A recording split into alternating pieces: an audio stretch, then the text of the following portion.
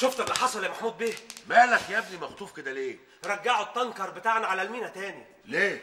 افتح نشرة الأخبار وأنت تعرف يا محمود بيه، الحرب قامت بين العراق وإيران. يا نهار أسود، دي كارثة. طمنا يا شوقي أرجوك، إيه اللي بيحصل ده؟ البورصة حصل فيها هزة عنيفة بسبب الحرب.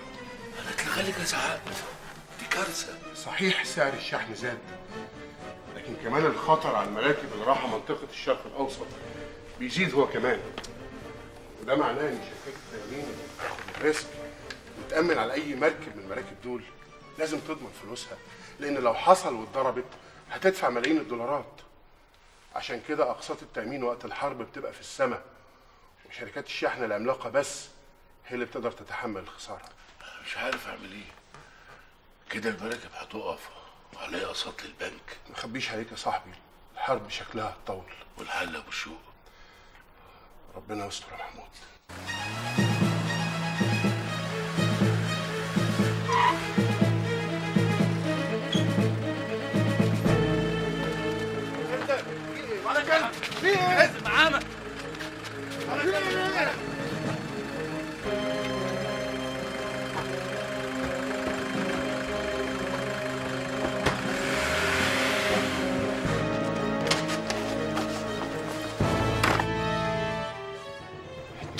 ايوه انا يا جورج، وانا هعرف ازاي انتقم منك.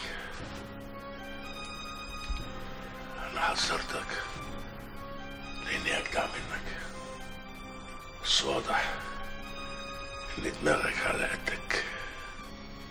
حقير، حيوان، ما عندكش قلب. واللي يعملك برضه لازم يبقى ما عندوش قلب، ما ياكلش، ما يشربش، ما يدوقش طعم النوم.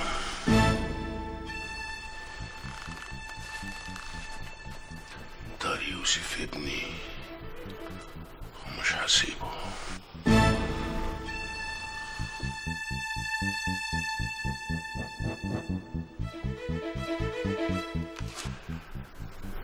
استنوا مني تعليمات. الصور اياها واللي انت عارفها كويس هتلاقيها في الصفحات الاولى لكل الجرايد اليونانيه، وساعتها هيعرف انت ليه خطفت ابنه وحاولت تقتله.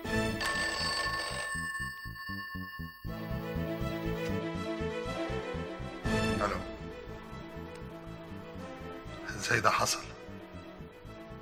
وهي فين دلوقتي؟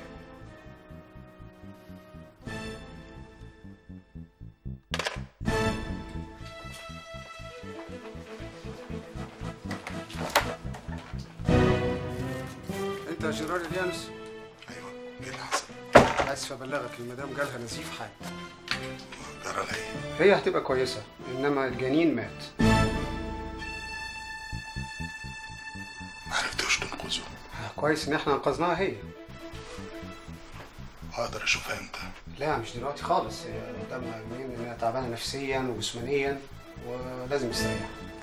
عايز اذنك.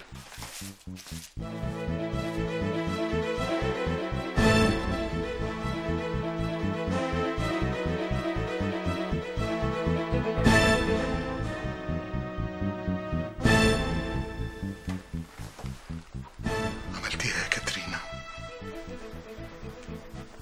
يا ويلك مني. ازاي ما بلغتوش البوليس لغايه دلوقتي؟ لازم نتعامل مع الامر بحذر. الموضوع لو وصل للجرايد والاعلام اسهم المحلات هتبقى في الارض والحكايه مش ناقصه. تتكلم عن ايه مستر فوتس؟ اسهم ايه؟ وصاحب المحلات نفسه مختفي او مخطوف زي ما بتقول. انا بتصرف زي ما كان مستر جورج بيتصرف بالظبط. وتفتكر مين اللي خطفه؟ اكيد في واحد بينه وبينه طار. دول كتير قوي. ايوه بس الحكايه دي ما حصلتش الا اليومين دول بس. تقصد مين؟ مفيش غير المصري. لو عمل كده محدش يقدر يلومه. انت اللي بتقولي كده؟ العدل والمنطق وكل القوانين هما اللي بيقولوا كده. ايوه بس ده ابوك يا سيلين. ما هي دي المصيبه، ابويا ويستاهل كل اللي بيعمله فيه عدوه. هتعمل ايه يا مصري في اعدائك اللي بيكتروا كل يوم عن التاني؟ اكرم، دهشان، اليانوس وجورجو، واهم من كل دول الظروف. اليانوس هيجي وقته، وجورج مرمي زي الكلب مستني رصاصة الرحمة. اما بقى اكرم والدهشان فدول عايزين لعبة من بتوع زمان يا مصري، من بتوع زمان. هي يا ترى هي ايه؟ اهلا يا جينا، وحشتيني. انت فين؟ انت اكتر يا حبيبي. كنت مشغوله شويه بخلص بعض الاوراق. طب اقعدي، عايز اتكلم معاكي. لا خليها بعدين. بعدين ليه؟ هو في حد بره؟ ايوه، في واحد يوناني بره بيقول انه عايز يقابلك. بخصوص ايه؟ ما قالش. طب واسمه ايه؟ ده الكارت بتاعه. ميشيل قسطنطين، رجل اعمال. خليه يخش. اوكي.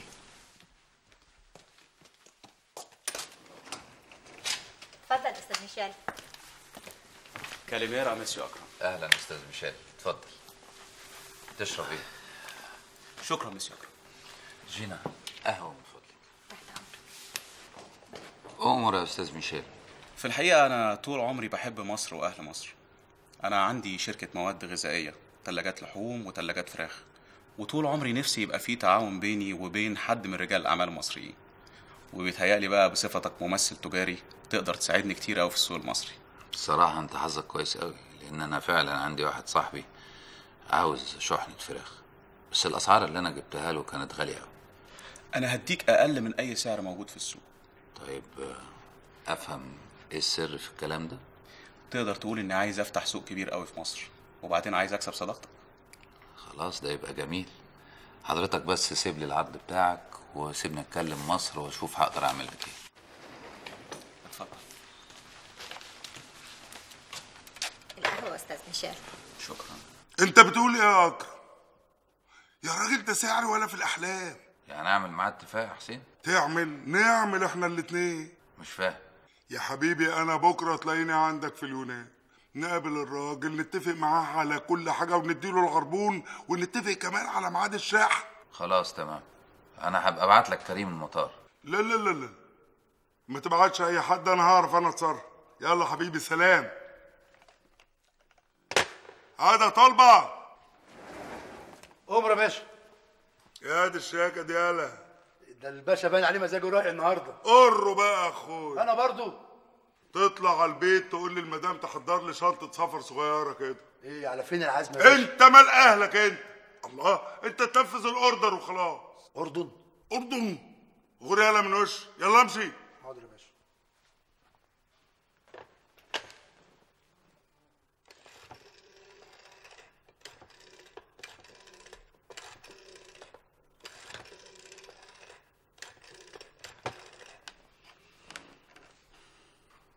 بهجت باشا، اتفقت مع اكرم على كل حاجه.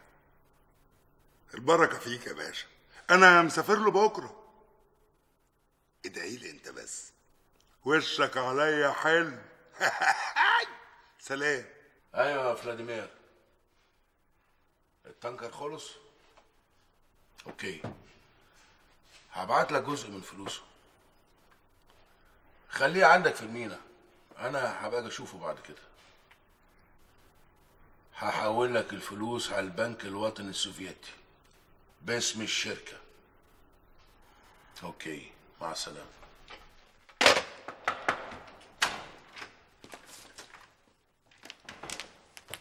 الزبون بره. دخلوا. اتفضل يا كريم تعال. صباح الخير مسيو محمود. صباح الخير، اتفضل. اقدم لك كريم زهني يا محمود بيه، صاحبي وشريكي ومصري انما كده. اهلا وسهلا. اقعد. اقعد يا كريم. انت هتقعد مع البيج بوس الكبير محمود باشا المصري. فرصة سعيدة جدا مسيو محمود.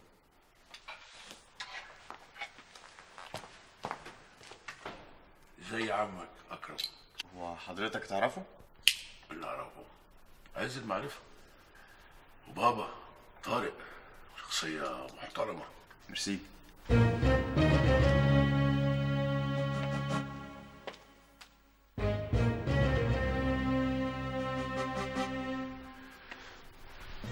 وجينا مرات عمك عاملة ايه معاك؟ سرك في بير. سر ايه؟ انتوا جايبيني هنا ليه بالظبط؟ اقعد بس، اقعد، ما تبقاش عصبي زي عمك، اقعد.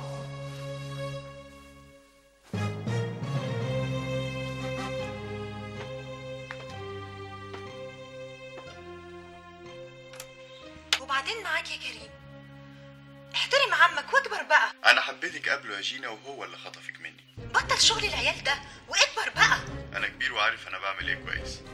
وبعدين لو بتحبيه قوي كده لازم تشكريني لاني انا اللي خليته يتجوزك. ليه بقى؟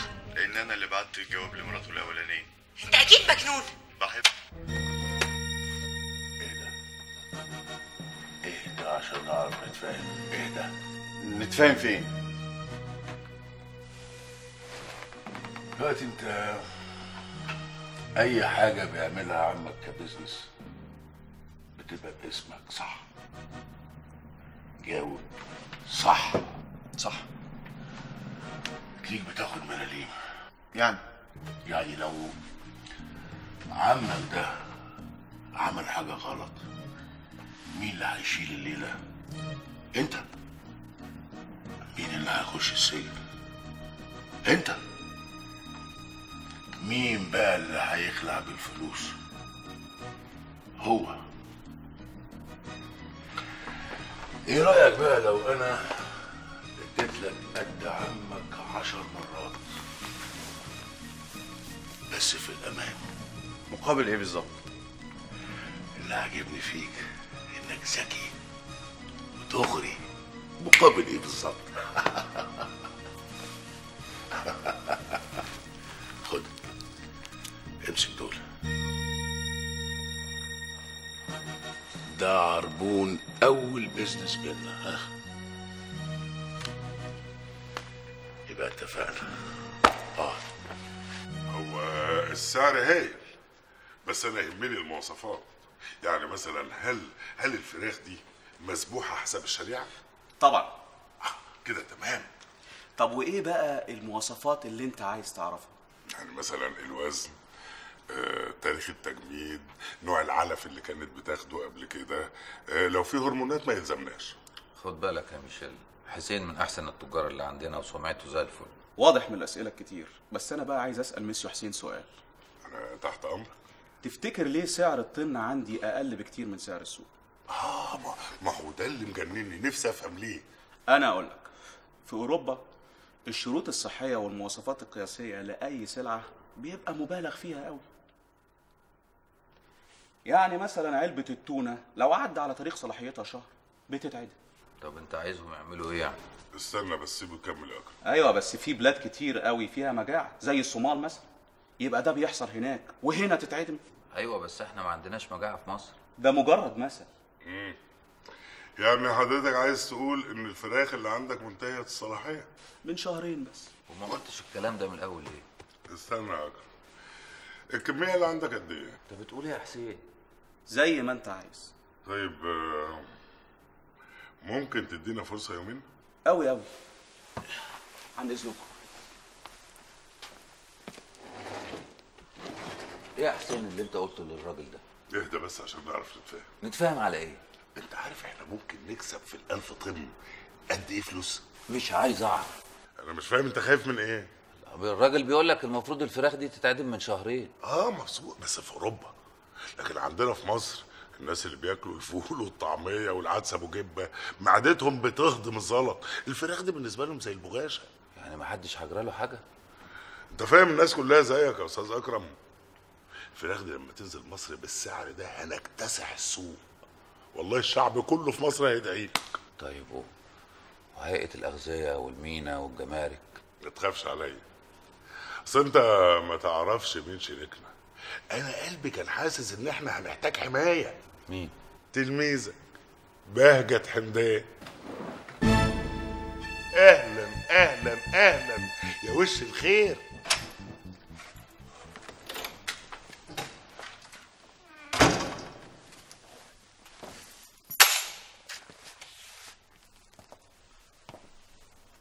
ازاي سمحوا لك تخرجي من المستشفى؟ انا اللي طلبت منه. وليه ما قلتليش علشان اجي اوصلك؟ قلت اسيبك لشغلك.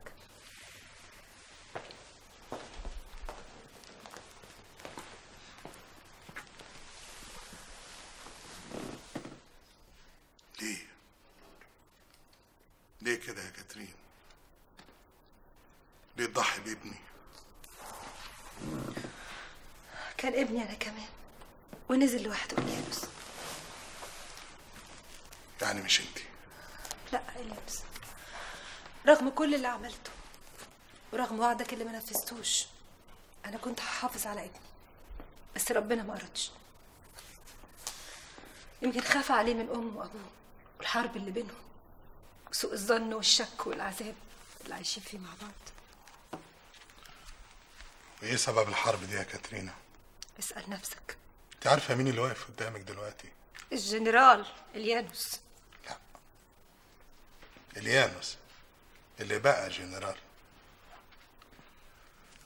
اليانوس ابن المزارع الاجير الفقير اللي شاف ابوه بيتضرب قدام عينيه ومعرفش يعمل له اي حاجه،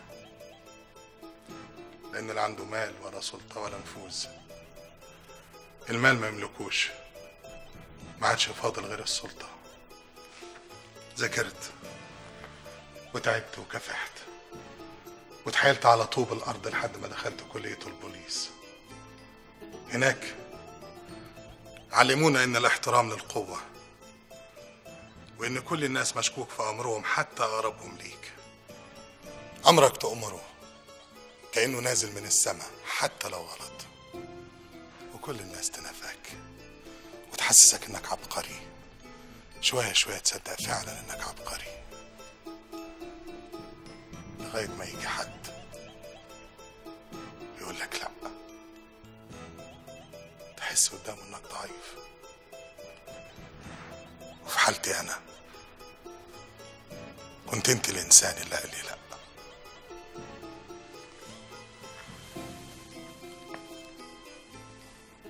كاترينا انا حبيتك بجد، وكان نفسي ارجع انسان. ساعات بقعد مع نفسي وادور على اليانوس الانسان، ما بلاقيهوش، ابكي.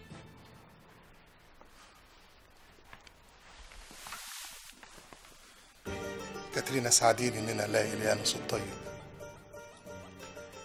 واوعدك لما الاقيه هديك حريتك. ومضيت على العقد؟ مضيت. الصفقة دي فيها مكسب جامد قوي. بس كله راح على اكرم عمي. والفلوس بقى بتتحول على فين؟ على حسابه في سويسرا. تعرف رقم الحساب ده؟ لا. عارف يا كريم، لو جبت لي رقم الحساب لك عندي مكافأة هايلة. كام؟ يا ولد جيبه وبعدين نتفاهم. اوكي هحاول. واسم الراجل بقى اللي بيورد الفراخ بالكامل اسمه ايه؟ اسمه ميشيل قسطنطين. ميشيل قسطنطين. وسعر الطن؟ بصراحة حاولت اعرف ومحدش قال لي. العادي فيه الكمية بس، اما الحسابات عاملينها بارقام قليلة عشان الضرايب. عموما انا عايزك تخليك صاحي وتبلغني باي حاجة تحصل اول باول. وحسك عينك تعمل خطوة واحدة من غير ما تقولي. اوكي، بس مفيش حاجة تحت الحساب. انت ما بتشبعش ابدا. حد يشبع من الفلوس يا محمود بيه؟ الخالق الناطق عمك. والله ورجعت ليالي زمان يا بهجة. استاذنا يا اكرم. الاستاذة ايامها ولت خلاص، خلينا في الاستاذ الكبير، الفلوس. طول عمرك صاحب فلسفة. لكن انت ايه اللي فكرك بيا؟ الاستاذ الكبير الفلوس، والحماية بفلوس، وانت سيد العارفين.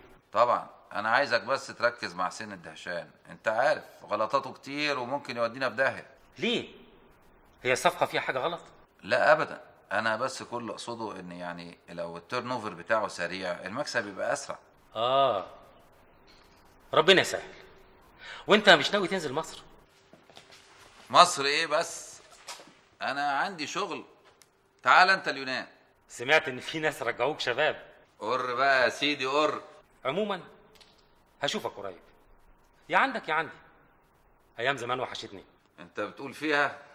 على العموم بص، احنا نتكلم بعد ما الموضوع يخلص. وهو كذلك. سلام. انت مشغول عني قوي اليومين دول. طب يا ستي يلا بينا. على فين؟ عزمك على الغدا. طب والشغل والمكتب؟ كله يتأجل عشان انتي وحشاني. يلا.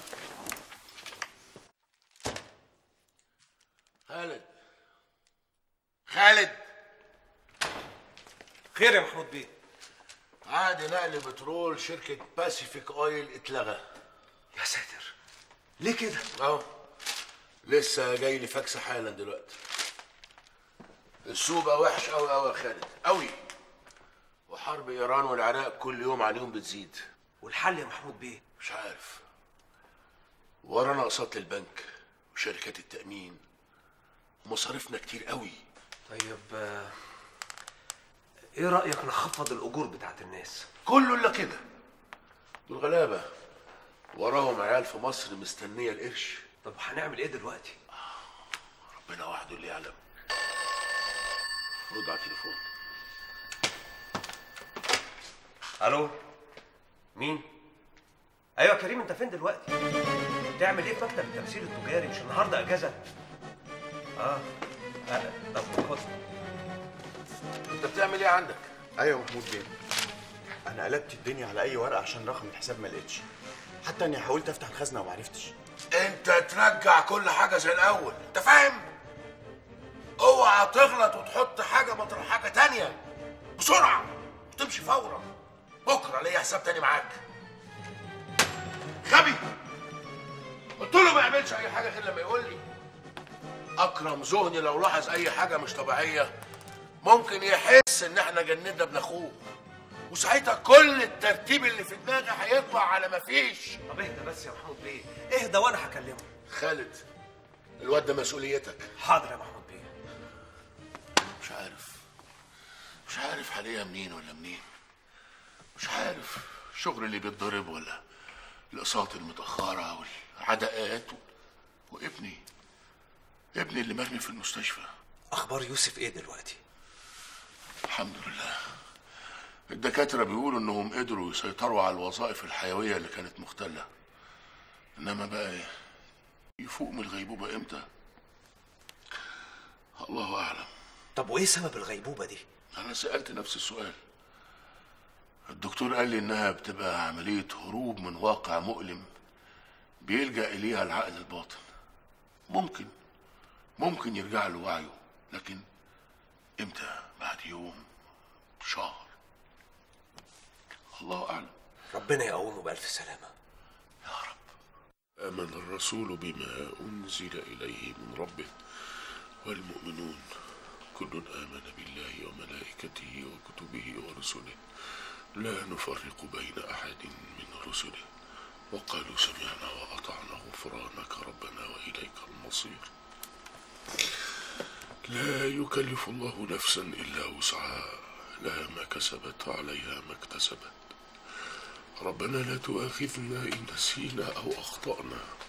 ربنا ولا تحمل علينا إصرا كما حملته على الذين من قبلنا. ربنا ولا تحملنا ما لا طاقة لنا به. واعف عنا واغفر لنا وارحمنا، أنت مولانا فانصرنا على القوم الكافرين. صدق الله العظيم. سيلينا، بحق الحب اللي كان بيني وبين يوسف سيب أبويا. وابني سيلينا، ابنك ده حبيبي. وهو فين حبيبك ده؟ مرمي في المستشفى بين الحياة والموت. واللي عمل فيه كده كان بياكل ويشرب ويتمتع بالدنيا لغاية ما قررت حاسبه. عشان خاطري سيب حسابه اللي حسب البشر بالعدل.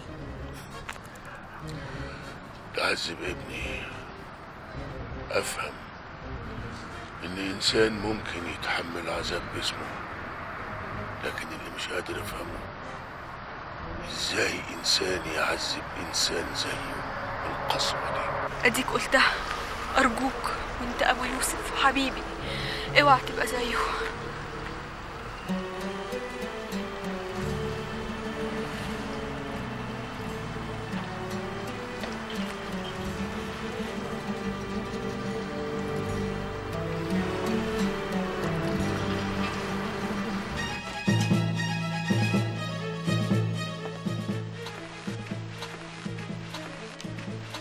مش عارف ازاي شيطان زيك يخلف ملاك زي سيلينا. سيبه يمشي.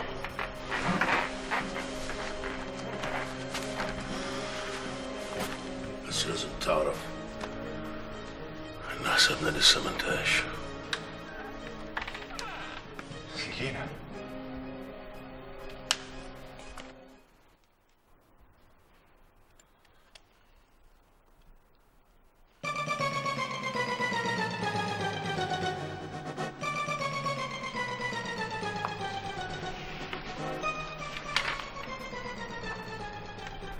السلام هو أملي ومناي وما تنشده روحي. الآن فقط عرفت ما أريد، أن يدق قلبي بلا وجل ولا خوف، وأن تسبح عيناي في ملكوت الرب تسبح بحمده وتهمس بروعة الخالق. الآن فقط سوف أنام ملء جفوني. ليس هناك بعد الآن صراع، ليس هناك زحام أو ضوضاء أو خوف من المجهول. ليس هناك سوى سلام النفس، سكينة الروح، الصلاة للرب. عندما تقرأ خطابي هذا يا أبي العزيز، أكون في أحد الكنائس التي اخترتها فوق الجبال الولان، حيث نظرت نفسي وروحي للرب راهبة متعبدة في ملكوته. سلام إلى أن ألقاك سيلينا.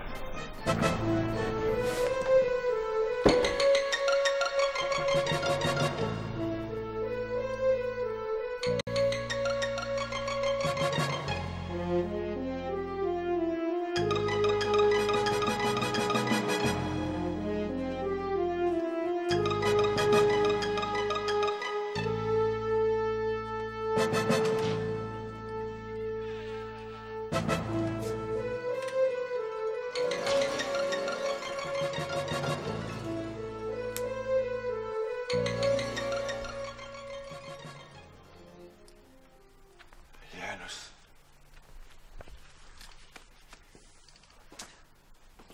كويس اني لقيتك. انا عايزك. انا كمان عايزك يا جورج. تصور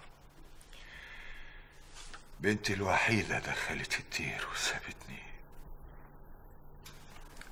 كل حاجة عملتها بتروح مني. السبب المصري لازم أدمره، لازم أرجعه بلده الشحات زي ما جه. انت ما تعرفش هو عمل فيا ايه. اقول لك على سر محدش يعرفه غيرك. خطفني.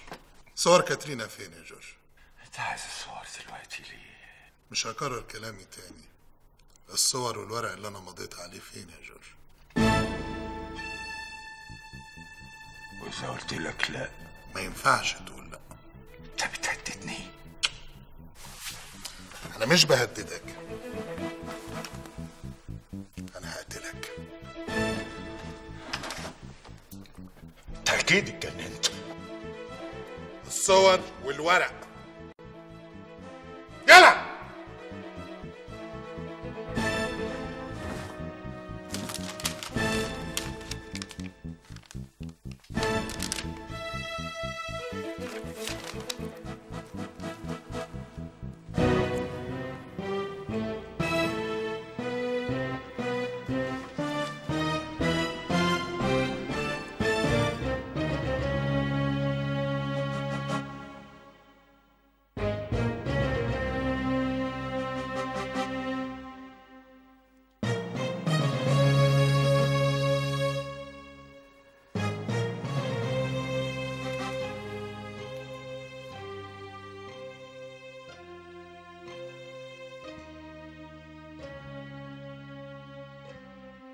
السيد وزير الداخلية،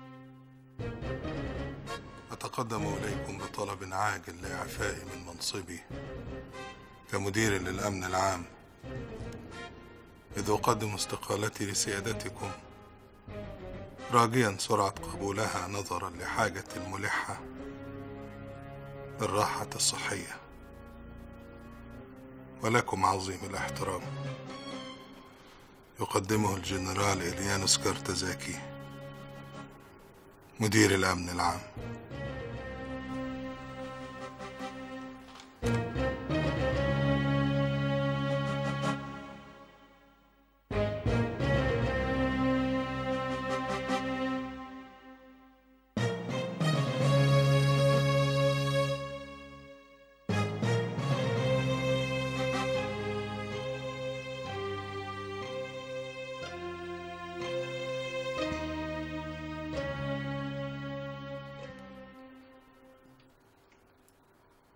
بس لعبة مراكب شحن البترول دي مش لعبتك مسيو جورج. امال لعبة مين؟ المصري. بعدين مسيو جورج، ايه اللي جاب سيرة مصر؟ انا بتكلم عنك انت. انا جورج نيكولاس، التراب في ايدي بيبقى ذهب، اي بيزنس بدخله بنجح فيه. المرة دي فلوسي كلها تحت امر الهدف اللي في دماغي. ايوه بس الوقت مش مناسب مسيو جورج. سيب لي انا احدد المناسب واللي مش مناسب. اوكي، ممكن تقول لي ايه اللي انا ممكن اعمله؟ ده تفويض مني. اي شركة تمتلك مراكب شحن بترول عايزة تبيع اسهمها عندك في البورصة تشتري باسمي بدون ما ترجع لي.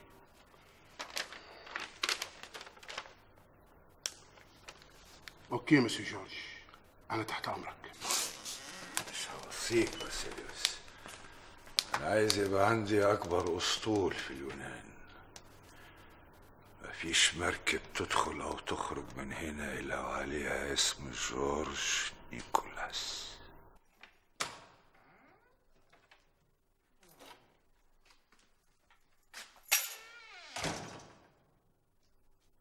كالسبيرا. كالسبيرا. مالك إليانوس، في ايه؟ اتفضلي. فيها ايه الورقة دي؟ فيها استقالتي، حريتي. ليه استقلت؟ عشان ادور على إليانوس الانسان.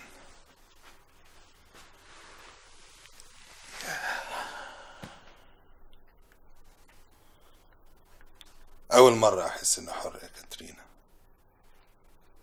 وانت عارفة الحر ما يعرفش يعيش غير مع احرار زيه. مش فاهم. بكرة الصبح هننزل عشان نخلص اجراءات الانفصال. هديك حريتك يا كاترين. إليانوس، مادام ادتني حرية الاختيار فأنا بختار أكمل حياتي معاك.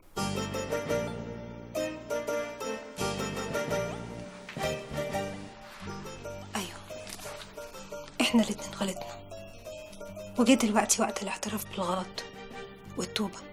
إحنا غلطنا سوا إليانوس، وهنصلح غلطتنا سوا.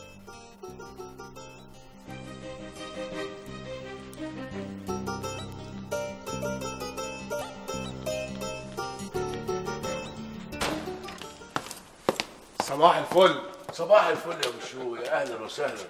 اتفضل اقعد. ازيك يا محمود؟ اخبارك ايه واخبار يوسف؟ الحمد لله الحمد لله على كل حال. المهم اخبارك انت ايه؟ انا تمام وزي الفل. الزياره المفاجاه دي اكيد وراها حاجه. طبعا. عارف يا سيدي مين كان عندي من يومين؟ مين؟ جورج نيكولاس. اعوذ بالله. الراجل اتجنن يا محمود، بنته سابته ودخلت الدير، ولو مات فلوسه هتاخدها الدولة. هو رأيه ان انت السبب في كل البلاوي اللي بتحصل له. عايز يخش ينافسك ويشتري مراكب نقل بترول. في التوقيت ده؟ الانتقام منك مخليه مش موزون. عارف انا الشعور ده. اكيد كمان لما يعرف ان انا مزنوق اكيد هيشمت فيا اكتر. انا جاي لك عشان كده. انا رايي ما دام انت هتبيع خليه يشتري. ايوه بس ممكن يوقع سعر الارض. ما تخافش يا محمود، في خبراء هيقدروا. عموما المساله محتاجه التفكير. بعدين يا ربي هو انا لما اجي ابيع ما بيعش غير لجورج نيكولاس؟ ايه رايك بقى؟ في ايه؟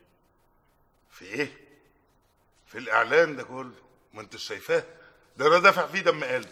أول مرة أشوفك مهتم بصفقة بالشكل ده. طبعا ما هي مش اي صفقه، اشمعنى؟ لاني هحقق منها حاجتين. الحاجه الاولانيه ان انا اخدم اهل بلدي، هاكلهم فراخ متربيه على الغالي. وبعدين شعار الامن الغذائي مش هيبقى مجرد كلام، ده هيبقى حقيقه. وثانيا هستولي على السوق كله، لان الاسعار اللي هبيع بيها محدش هيقدر ينافسها. ويا ترى بقى كده هتكسب؟ طبعا، ما هي دي حلاوتها، تخدمي الناس تحتكر السوق وتكسبي. فهمتي؟ ربنا يوفقك.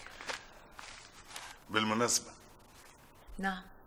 يعني ما عدتش بتزني في موضوع ياسمين ولا بتجيبي سيرتها ولا حاجه؟ ايه جالك اخبار مخبيه عني؟ وهخبي عليك ليه؟ أنا نفسي أسمع أخبار عنها، بس يعني لقيتك مطنش فوضت أمر لله.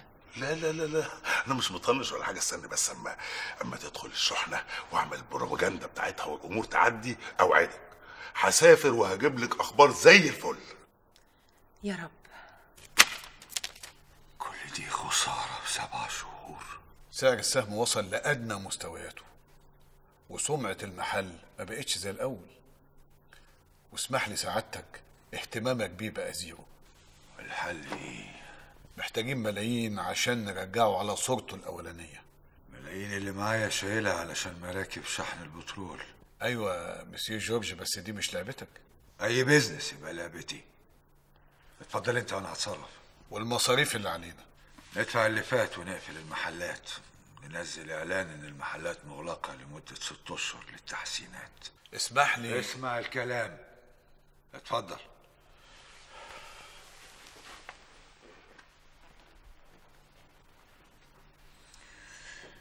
كله منك يا مصري، بس هتروح مني فين؟ سنيور أكرم موجود. خليه يتفضل.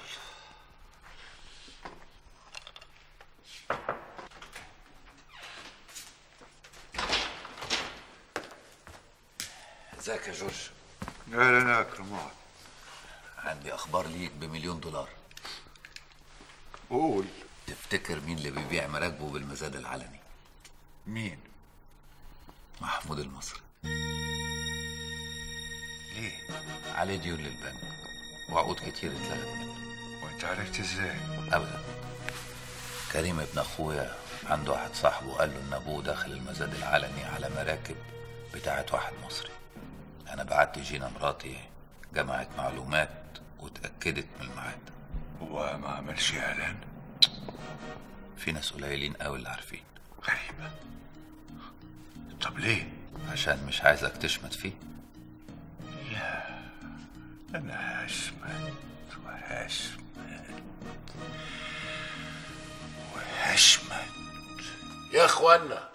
يا اخوانا مرتباتكم هتفضل ماشيه زي ما هي. طب واحنا هنشتغل ايه وسعادتك بتبيع في المراكب؟ الله، يعني انا هبيع في المراكب ابو العربي واحط ايدي على خدي؟ ما الشركه يا ابني هتفضل مفتوحه زي ما هي. وبعدين ايه ده؟ ايه الشياكه دي كلها يا ابو العربي؟ بس احنا ما بنعرفش غير في المراكب. احنا يعني عايزين نقول لحضرتك ما تزودش مصاريف سعادتك يا محمود بيه. متشكرين يا اخوانا على شعوركم الجميل ده. يا جماعه انتوا رجالتي وانا محتاج لكم اكتر ما انتوا محتاجين لي. يلا يا رجاله يلا، عشان محمود بيه وراه شغل كتير ومش عايزين نعطله. يلا يلا. وانت هتبقى جاهز امتى؟ بعد اسبوعين من دلوقتي البضاعة كلها هتكون على المراكب وجاهزة تتحرك. يعني بعد اسبوعين وشوية هتكون في مصر. بالظبط يا مسيو اكرم، بس اول مركب ما تتحرك. ايوه انا عارف. فلوسك هتوصل لك يا سيدي في البنك بتاعك في حسابك بشيك مصرفي. بالظبط. اي خدمة تانية؟ لا بس انا هكلم حسين في مصر يتأكد كمان من موعد وصول المركب. بالمناسبة دي أنا عندي كمان في المخازن بتاعتي معلبات محفوظة وعصاير. محفوظة زي الفراخ بتاريخ معدي، ورق جديد بتاريخ جديد، وكله يبقى في السليم. بص خلينا نعدي العملية دي على خير وبعدين نتفق على أي حاجة تانية. أوكي يا مسيو أكرم. سلام.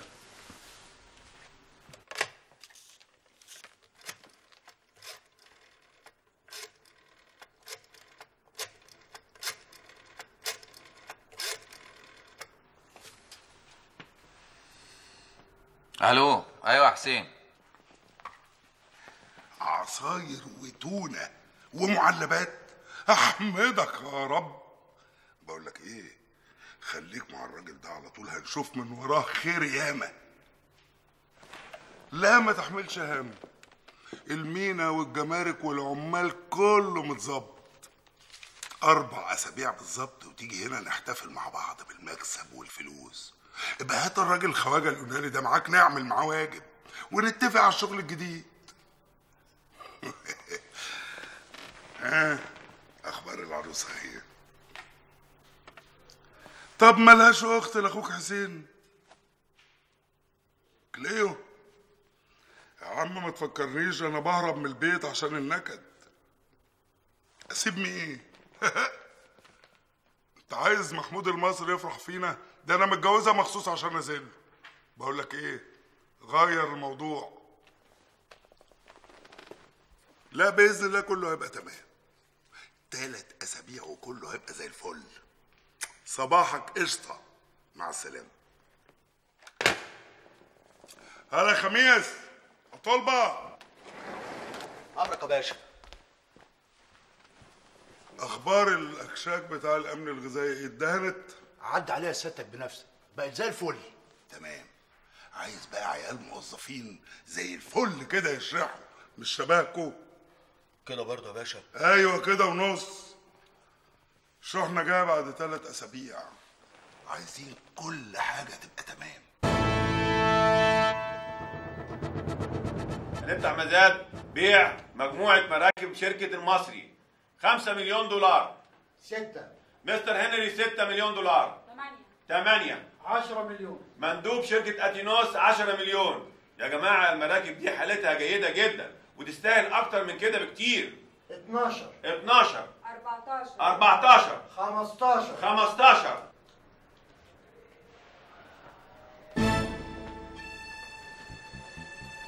عشرين.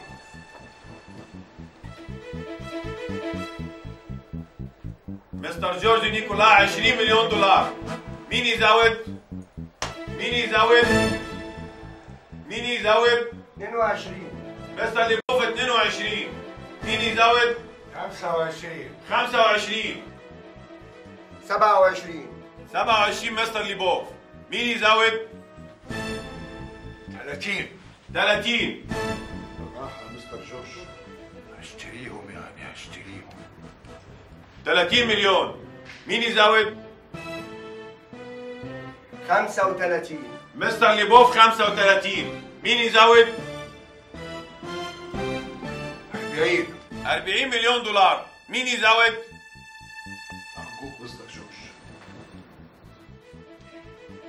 42. 42.